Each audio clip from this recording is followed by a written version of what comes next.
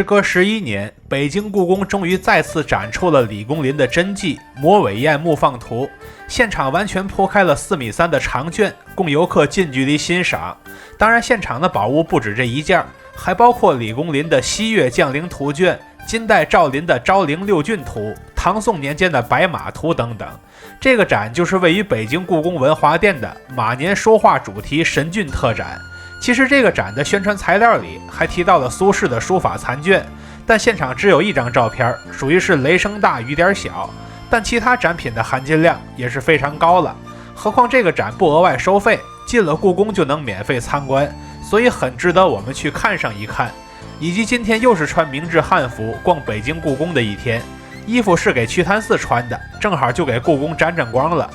大家好，我是徐工，这次一定点关注，下次旅行不迷路啊！我目前在这个地方是北京故宫的文华殿啊，又上新展了，是一个书画展，一会儿我们来好好的看一看这儿。我是2026年4月底去的，现在进入旺季了，人也越来越多了。排队半小时之后，终于抵达了内金水桥区域。现在我们准备一路往右转，通过这道协和门，再一路往前走，就抵达了故宫的文华殿。可以在这儿预览一下展览的持续时间，2个月还是挺宽松的。现在我们走进展厅，正式开始看展。开场第一幅画是宋代的高俅图页，高俅名出自《诗经》中高俅一篇，说的是晋国卿大夫身穿昂贵的高俅，乘坐马车出行，身穿单衣的路人则侧目而视，心里暗骂那个吃肉还吧唧嘴的人。下一幅是北宋李公麟的西岳将陵图卷，他的这幅画卷上前后被人盖了50个章，其中可考的章是34个，也就是能考证出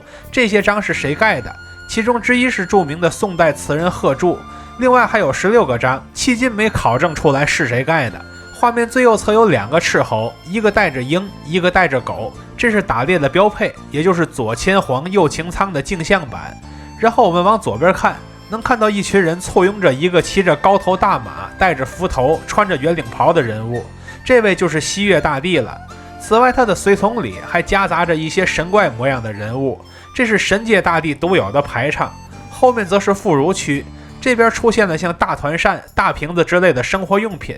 最后还有一辆超级华丽的大车，车上处处细节满满，每一处花纹都描绘得相当到位。这样的古画能成为精品，大约就是胜在了细节上。然后是元代赵雍的斜淡油漆图轴，其中的参天古树占了半个画卷。下半部分是一个头戴唐服头、身穿红色圆领袍的人，这边是纵列武陵归来的长安游侠，它上面有个特别大的章，我们一眼就能认出来，这是清朝嘉庆皇帝盖的章。下面是宋代的油漆图卷，画面中描绘的仍然是唐代的人，其中共有7人在向右行进，5个有马，2个无马，有的人还拿着打马球的杖，马匹看起来非常肥壮，人则很有松弛感。再往后是清代的天坛乐骑图卷，它描绘的是南京天坛的航拍视角，描绘的是文人骑马出行的场景。实际上这个视角那必然是风景居多了。如今的南京已经不再有天坛了，只剩下与天坛有关的地名元素了。下一幅是明代仇英的归坟图卷，归坟指的是返回汾河之地，画中的主角唐仪就是山西人，下方的小红人就是他，因为他在外做官回不去家乡，便有人请仇英画出他归乡的场景，以缓解其思乡之情。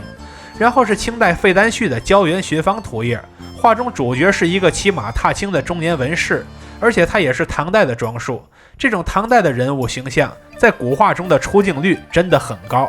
旁边是明代文征明的行书歇马望湖亭诗扇页，诗也是文征明自己的诗，因为这些内容和马相关，所以也被列入了这次马年特展。下面终于到了今天的重头戏，也就是宋代李公麟的魔尾宴木放图卷。今天来这里看展就是为了看它来的。我们开场就能看到一大堆章以及朱元璋的跋文，开头说的从布衣到一统天下就是朱元璋的真实功绩，此外还有一组小的跋文是乾隆帝写的。然后我们看看能认出多少章，画面中间不清楚的是溥仪的章，它在镜头里并不清晰，现场就更不清晰了。左侧的大章太上皇帝之宝是乾隆的章，这个大家都知道。另一个大章康皇帝宝是明代建文帝盖的章，康皇帝就是他给父亲朱标追尊的地位，全称为孝康皇帝。右侧的八征茂念之宝是乾隆80岁之后开始用的章，左侧的焦林秘丸是清代收藏家梁清标的章，下边的观其大略是明末收藏家孙承泽的章，右边的自强不息章还是乾隆盖的章。和朱元璋跋文融到一体的是北宋的内府图书之印，是先有这个印章，后有朱元璋的跋文。我能辨认出的章就是这些了。乾隆章我只认出3个，资料说有将近20个乾隆章，但那些太费眼的、不清晰的就不找了。现在我们来正式看画，这幅画的名字叫《林惟晏放牧图》。惟晏是一个唐代的画马高手，当初宋代宫廷里还存放着他的画作，而且宋徽宗还临摹过他的放牧图。但宋徽宗不善于画马，对自己的临摹作品也不满意，便命令更擅长画马的李公麟再临摹一次。最终的作品就是眼前的这幅画卷。如今惟晏的原画已经遗失了，但这幅《林惟晏放牧图》却成为了流传到今天的国宝。画面中共有1286匹马和143个人，复刻的是唐代皇家牧场的场面，可以说是蔚为壮观。而且每匹马、每个人的形象也都各有差别，看起来非常精致传神。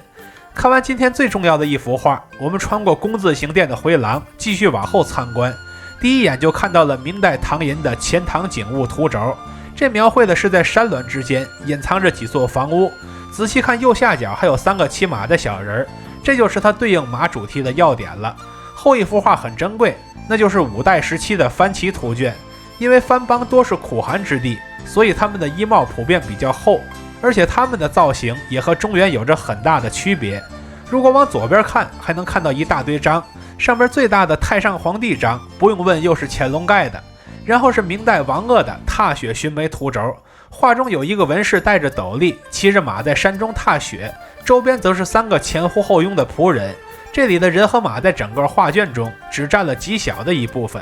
下一幅画又是重量级的看点，它就是唐人白马图卷。这幅画和刚才李公麟的那幅画一样，描绘的是唐代牧养官马的场面，是对现实图景的生动描绘，甚至中间的牧马人还光着膀子拉着马下河，跟马一起洗澡。此外，我们能发现每一匹马都膘肥体壮，看起来养得很好。另外，我们还能在马厩中看到一只猴子，这就是现实中的弼马温，谐音为弼马温。很多文明都认为马厩里的猴子能防治疫病，所以就会在马厩里养一只猴子，并把这个名字沿用下去。另外，这幅画的年代是有争议的，现场展牌说这是北宋宫廷画家的作品，故宫博物院官网说这是唐代的作品，说明故宫内部都没有统一意见，希望能早日得出一个确切的结论。下一幅画是元代赵雍的沙苑牧马图卷，画面中未见有人，只于远景描绘了50多匹马的形象，画面的背景则是河岸。作者赵雍不是别人，正是名家赵孟俯的次子。然后是元代任人发的出羽图，羽就是养马的地方，这里边牵马出厩的人就是负责养马的羽官。这些牵着马的人物穿的全都是唐代的衣服。然后在末尾位置，我们又一次发现了宣统章，这人的存在感也不低。左上角2个大章都是乾隆的，上边的五福五代堂古稀天子宝是乾隆70岁做的玉玺，下边是我们刚才看过的八征茂念之宝。后面的一页楷书书法是嘉庆帝写的，具体内容是嘉庆对西域进贡的大宛马颇为赞赏，并希望能骑着这匹马去木兰围场射猎。再往后是清代的木马图贴落，这个画面的主体是山峦，山峦的周边才是牧场，牧场上有一群一群的马匹，所描述的仍然是一个远景视角，而这边的人物则只有零零星星的几个人，仅作为必要的点缀出现了。再下一幅图占了后展厅的 C 位，它就是清代画家郎世宁的看虎流图轴。看虎流是乾隆的10匹骏马之一，其颜色棕白相间，身上的种种细节描绘的也非常到位，而顶端的文字则是汉满蒙3种文字，记录的是这匹马的相关信息。下一幅画更是重量级，那就是金代画家赵林的昭陵六骏图卷。原版的昭陵六骏是李世民平定天下时所骑乘的6匹战马，分别是平定刘黑闼时所乘的卷毛瓜，平定宋金刚时所乘的特勒彪，平定窦建德时所乘的青锥，大战王世充窦建德时骑乘的石筏赤，击败王世充时所乘的萨路子，以及平定薛仁杲时所乘的白蹄乌。中间有一堆章，上边的大章是乾隆另一个版本的八征茂念之宝，这幅画的跋文则是金朝书法家赵秉文所写。而昭陵六骏的原版石刻，其中4件在西安碑林，2件流落到了美国，存在国博的反而是复制品。它旁边还有一幅清代的摹特勒标图轴，它就是昭陵六骏之一特勒标的临摹画像。不过这幅画里就只有这一匹马了。下一幅是明代的湖畔射猎图轴，这次终于不是唐代服装了，总算是换成明代的了。画面中的4个人都骑着马在追逐猎物，这个画面可实在是太传神了，就像是在奔驰的过程中抓拍到了动感的一瞬间一般。然后是元代赵孟俯的人妻图卷，我们一眼能看到乾隆帝盖的章太上皇帝之宝，而画面周围更是被盖得惨不忍睹。据资料记载，乾隆在看完这幅画之后大为激赏，就含泪往上盖了8个章，加上其他的章，就把画面搞得像狗皮膏药一样。再往后走一段，还能看到一幅康麻子临摹的赵孟俯书法，然后我们在这幅书法的左下角一眼就看到了宣统皇帝盖的章。下一幅是明代的摹周朗佛朗国献马图卷，场面是3位佛朗国使者为元顺帝献上的一匹黑白相间的骏马，原画是元代画家周朗的作品，这幅则是明代一名画家的临摹之作。而附近的明代柳银双骏图轴难得点题了一次，他终于把画面中的主体位置分配给柳树和双骏，而不是弄远景航拍了。然后是明代一名画家的王继官马图卷，画面中的故事是西晋时期的，但人物的衣服又是唐里唐气的。他的原作者是宋徽宗，这幅画则是明代人基于宋徽宗的画所临摹出来的作品。最后一幅是清代的临摹赵氏三马图卷，之所以称赵氏，是因为三马图的原作者是赵孟俯、赵雍和赵林祖孙3代，所以干脆统称为赵氏。而这幅画的原件则已经流落到了美国的大都会博物馆中。至此，我们就彻底看完了今天的展。这一轮下来，各位有没有发现唐制汉服在画卷中的出现概率略微有点高啊？它在唐代和临摹唐代的壁画中出现，这也还罢了，但是到了元明清这3朝，它仍会以很高的概率出现。这其实是我第一次仔细的去看古画展，就发现了这个现象。后来查了资料后得知，因为唐代出现了阎立本、吴道子之类的高手，他们对后世的影响过于深远了，而且后世某些朝代的画家，尤其是体制内画家，在画历史类题材的时候，干脆直接拿着唐朝的古画和衣冠样式临摹。像赵孟俯就大力倡导说作画贵有古意，主张师法进唐。实际上他画出来的晋朝故事里边的人仍然穿着唐代的衣服，这就是有影响力的人做出的那些选择，最终永久性的改变了审美风尚。这便是今天旅途中我们所见到的那一段完整历史了。看到这里的朋友，欢迎点赞、收藏、加关注，和徐工一起读城，一起旅行。